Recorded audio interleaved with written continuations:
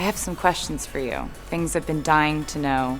Taylor asked questions and delivered lots of answers of her own in the September issue of Vogue. Now we're breaking down 7 things we learned from her spread. Starting with this, Taylor's NYC apartment is cool AF. The reporter notes that the interview took place in her Tribeca loft, which was a former printing house, calling the space warm and cozy and vaguely literary.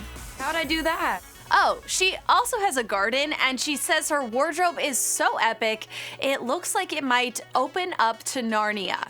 Casual. Look what you made me do. The pop star also opens up about the months-long social media campaign to cancel her following her Twitter confrontation with Kim Kardashian.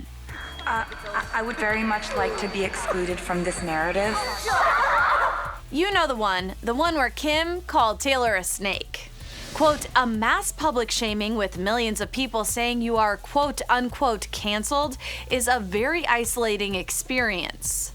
You're sending mass amounts of messaging to this person to either shut up, disappear, or it could also be perceived as kill yourself. Number 3 on our list, Swiftie says that her newest album, Lover, feels like a new beginning and might just be her favorite album yet. I have a new album coming out. I'm really excited about it. Quote, this album is really a love letter to love in all of its maddening, passionate, exciting, enchanting, horrific, tragic, wonderful glory. Next up, in an accompanying video, Taylor reveals that Vogue's editor-in-chief Anna Wintour was the inspo behind this red carpet look. How did you really feel when I copied your hairstyle at the 2016 Grammys? Taylor, I am being very, very honest, and I would like to tell you that I was honored. Oh, and you know all that recent drama between Taylor and Scooter Braun over the rights to her masters? Well, she talks about that too.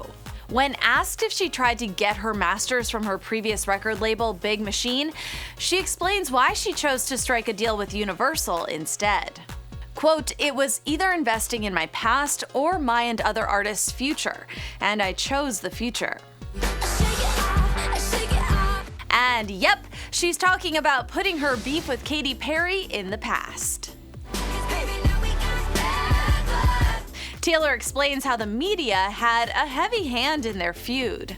Quote, it's like they're pouring gasoline all over the floor. All that needs to happen is one false move, one false word, one misunderstanding, and a match is lit and dropped. That's what happened with us.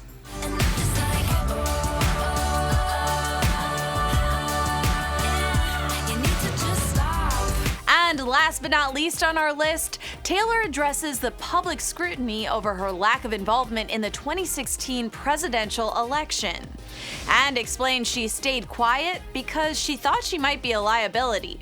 Quote, the summer before that election, all people were saying was, she's calculated, she's manipulative, she's not what she seems, she's a snake, she's a liar. These are the same exact insults people were hurling at Hillary. Would I be an endorsement or would I be a liability?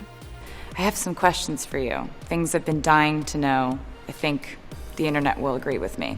Literally, millions of people were telling me to disappear, so I disappeared in many senses. I like seeing this candid, tell it like it is side of Taylor. Of course, we'll be here to make sure you're up to date on all the latest Swiftie news, so make sure to keep it locked right here on ET. Until next time, I'm Hallie Stevens. Bye for now.